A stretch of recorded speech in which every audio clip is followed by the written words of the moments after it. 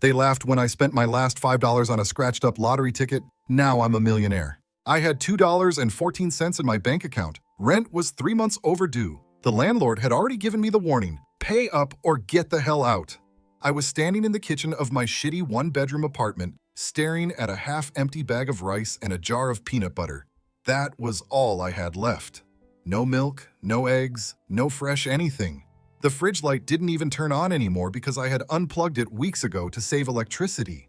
The last real meal I had was 3 days ago. Some diner leftovers a coworker didn't want. Half a club sandwich, cold fries. I ate it slow, trying to make it last. I worked 2 jobs and still couldn't afford to live like a normal person. Morning shift at a rundown diner, night shift at a bar where people pretended to be happy over cheap whiskey and watered-down beer. I was exhausted all the time, feet sore from being on them all day, clothes always smelling like grease or stale alcohol. I had 1 pair of work shoes that were falling apart at the soles, but I kept them together with duct tape because new ones were a luxury I couldn't afford. I didn't have family to help. My parents were long gone, and my siblings, if you could call them that, hadn't spoken to me in years. The last time I reached out, they ignored me completely. I got the message. Friends, the ones I had were broke just like me. No one could afford to help each other when we were all drowning. I was behind on rent, behind on my car payment. My phone bill was overdue, and the only reason it still worked was that the company hadn't gotten around to shutting it off yet. It was coming, though. I had a choice that morning. Spend what little I had on gas or food. I had work that evening. If I didn't put gas in my car, I couldn't get there. If I didn't go to work, I wouldn't get paid. But if I didn't eat something soon, I wasn't sure if I could make it through my shift without passing out. I grabbed the change I had left, counted it twice to be sure, and walked out. At the gas station, I stood in front of the pump looking at the screen. $2.14 was going to get me nothing. I hesitated before going inside. The plan was simple. Put what little I had in the tank and hope it was enough to get me through the next 2 shifts. That's when I saw it. A scratched-up, bent lottery ticket in the clearance bin by the counter. A clearance bin. Even the gas station didn't think it was worth much. I wasn't the kind of person who bought lottery tickets. I didn't believe in luck. My whole life had been proof that luck was a joke. The clerk saw me looking. "Yeah, someone returned it," he said, like that was normal. "Still good, though." It was $5. I looked at the gas pump outside, then back at the ticket. $5 was everything I had left. $5 meant gas in my car. $5 meant food in my stomach. $5 wasn't going to change my life. But what if this ticket did? A guy behind me snorted. "Man, that's the brokest thing I've ever seen." I ignored him, pulled out my last bill, slapped it on the counter. The cashier laughed, the guy behind me laughed. Didn't matter. If I lost, I was no worse off than before. And if I won, well, I wasn't going to let myself think about that. I sat in my car with the ticket in my hand. The gas station lights buzzed behind me, and the only sound inside the car was my own breathing. The ticket was scratched up, bent in the corner, and probably sat in that clearance bin for days. I placed it on my lap, dug into the cup holder, and pulled out a quarter. It was sticky, probably from some soda I spilled a week ago. I wiped it on my shirt and looked at the ticket again. 6 numbers. Match them all, and you win. I scratched the first one. It matched. Okay, probably a small prize. I scratched the second one. That matched too. I sat up straighter. The third one matched. The quarter slipped from my fingers, landed somewhere near the brake pedal. I didn't reach for it. My hands felt weird, but I picked up the ticket and kept going, using my thumbnail now. 4th number, matched. 5th. I stared at the last one. If this one matched, then I scratched it. It matched. All 6 numbers. I looked at the jackpot prize. $2.5 million. I froze. The ticket sat in my hands and I read the numbers again. Checked them. Checked them again. My eyes flicked between the ticket and the prize amount like I was waiting for one of them to change. I turned it over, skimmed the fine print. No catch, no scam, just 6 numbers that matched, and a jackpot that said $2.5 million. This wasn't real. I grabbed my phone to check the winning numbers online. Dead. I forgot to charge it the night before. I needed to be sure, needed someone else to look at it. But who? I leaned back in my seat, staring at the cracked ceiling fabric. This ticket was worth more money than I had ever seen in my life. More money than my parents ever had. More money than I had ever dreamed of having. And then it hit me. I didn't have gas. I had just won millions of dollars, but my car wouldn't make it to the lottery office. I sat there staring at the dashboard. The gas needle was below E. I turned the key halfway. The fuel light flicked on, confirming what I already knew. I couldn't drive. I looked back at the gas station. The guy behind the counter laughed at me not even 10 minutes ago. Now I had to walk back in and beg for gas money. I gripped the steering wheel, thinking, who else could I ask? My bank account was a joke. I had no credit left. My friends? Broke, just like me. Even if someone had a few bucks to spare, I wasn't about to call them and say, hey, I just won millions, but I can't even drive to claim it. I checked my cup holder for change, but I already knew it was empty. Spent my last quarters on gas station coffee yesterday. There was no getting around it. I had to go inside. I grabbed the ticket, shoved it into my pocket, and got out. The gas station doors slid open and the guy behind the counter looked up. Same clerk from before. I walked straight up, pulled the ticket out, and slapped it down.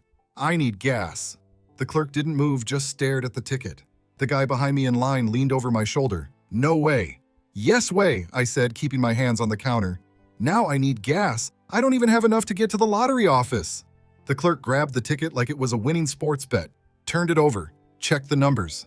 His mouth twitched like he was about to say something but couldn't. The guy behind me snorted. Ain't no way this dude just went from broke to millionaire in 5 minutes. The clerk snapped out of it, grabbed his wallet from his back pocket, and threw a $10 bill on the counter. Take it, go! I didn't waste time. I grabbed the money, ran back outside, and pumped just enough gas to get me out of there. I drove to the state lottery office with my hands gripping the wheel so tight my knuckles hurt. The entire time my brain was stuck on one thought. What if I read the numbers wrong?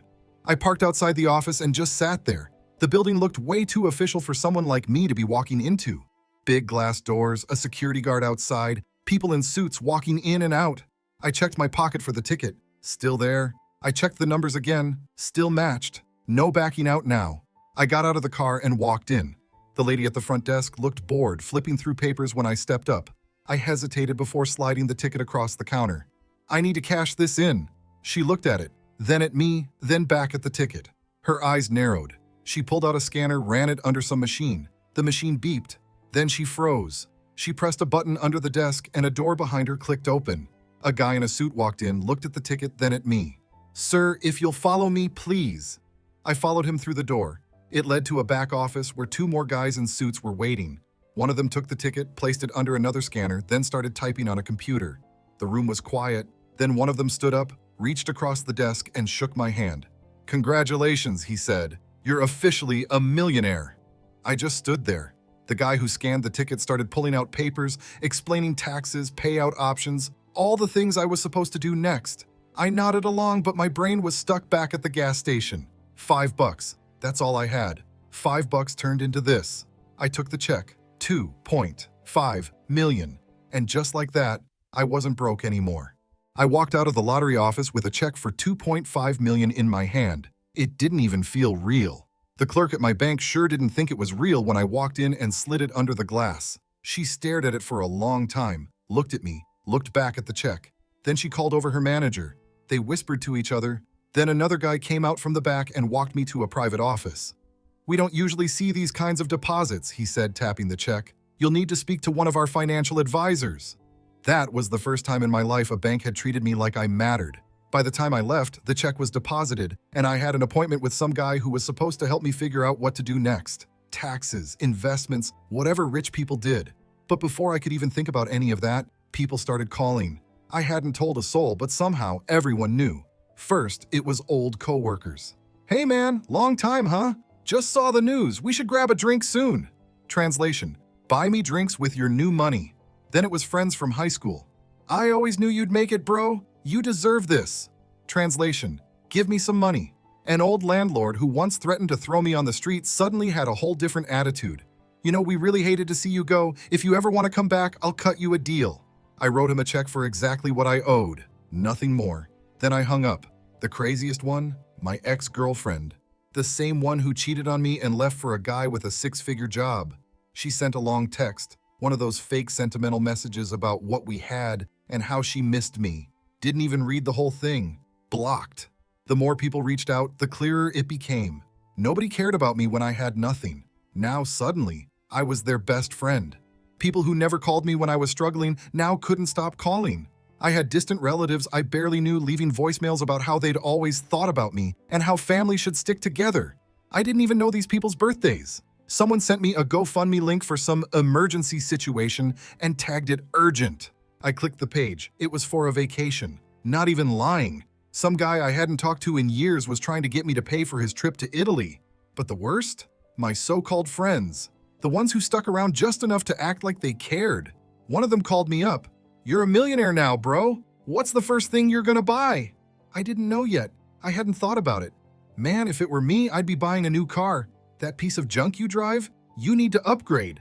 The same guy who never once offered me a ride when my car broke down. Another one messaged me. "We should do a Vegas trip. You got it covered, right?" This was the same person who once refused to lend me $10 for groceries. I started realizing how fake everyone was.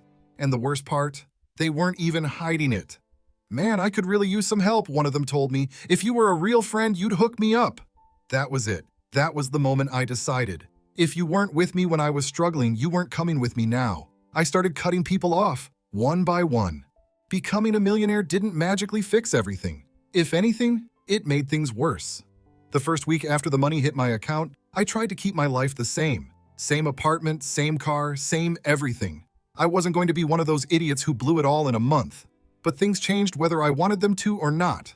At work, people started acting different. I had planned to keep my job at the diner, at least until I figured things out, showed up like normal, punched in my time card, and got to work.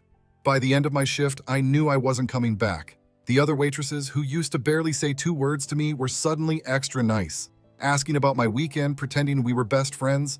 One of them sat down at my table during my break. "You know, I've always thought you were so hardworking," she said, stirring her coffee. "If you ever want to hang out, we should totally grab drinks sometime." I'd worked there for 3 years. That was the first full sentence she had ever said to me. One of the cooks came up, nudged my arm. "So, you still planning to work here? I mean, you don't really need to anymore, right?"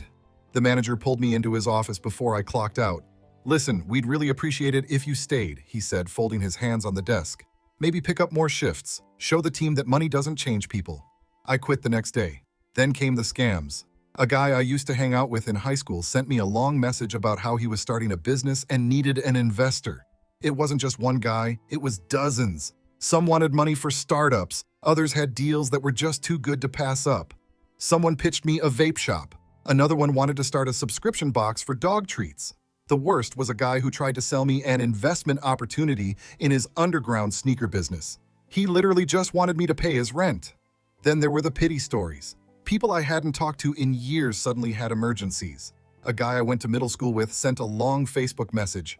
"Hey man, I know this is random, but my mom is really sick and we're struggling with medical bills." I clicked on his profile. His mom was in Hawaii last week. Another one popped up in my messages. "I lost my job, bro. Anything helps?"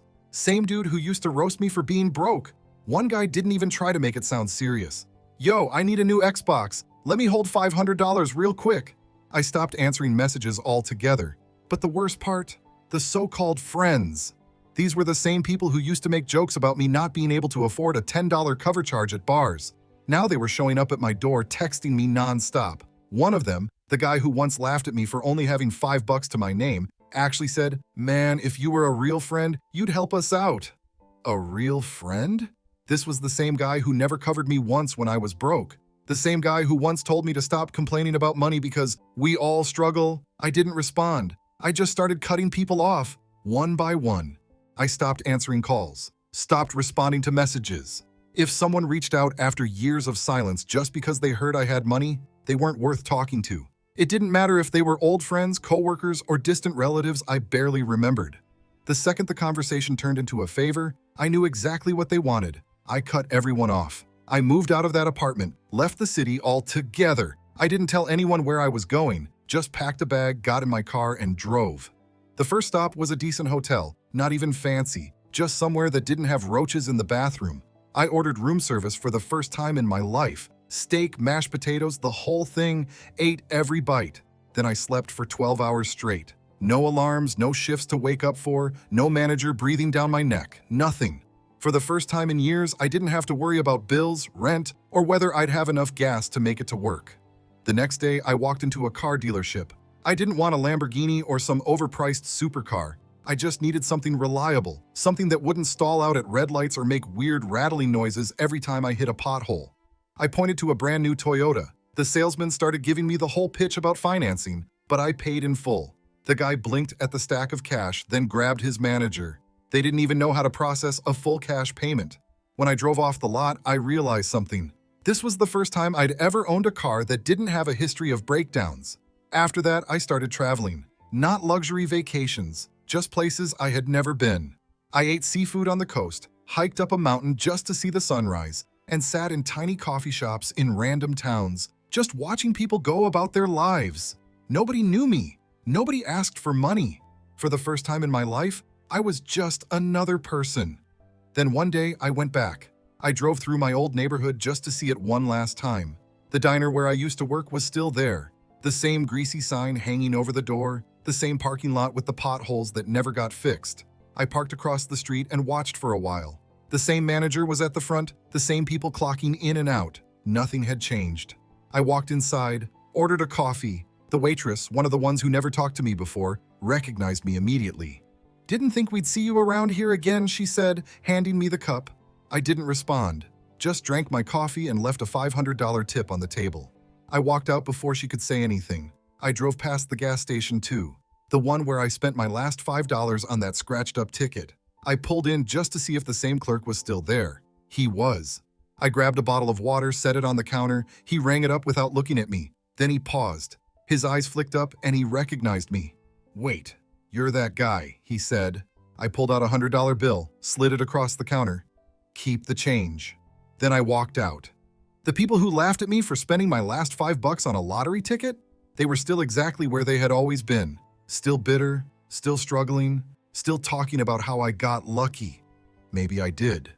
Or maybe the difference was that I took the risk. Either way, I'm here now, and I'm never going back. Thanks for watching. If you liked the story, hit subscribe. See you in the next one.